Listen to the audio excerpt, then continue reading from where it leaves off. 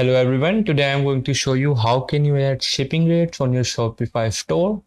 All you have to do is follow these quick and easy steps and don't skip any part of the video. Alright, so the first thing you need to do is click on settings, scroll down and click on shipping and delivery.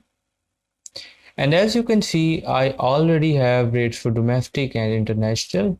So what you need to do is click on this manage button. And as you can see, I have for my own country right here and for international as well. So let's just say I want to add a specific country and add specific rate for it. So I'm going to show you how can you do it. Click on these three dots here and you can click on edit zone or either delete it. If you want to just going for a specific country, so let's just delete this for now.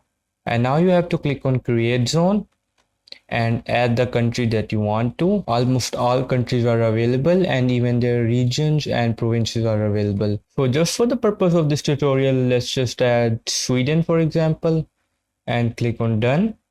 And as you can see, currently there is no rates. So let's just add rates for it. Click on add rate.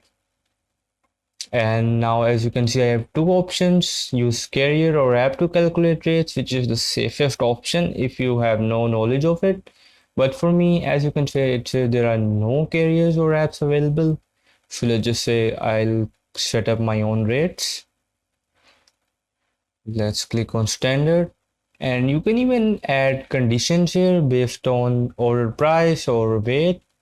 So let's just add a specific amount like 1,000 rupees, and let's add a minimum weight like 100 kg maybe, and the maximum weight will be 500 kg.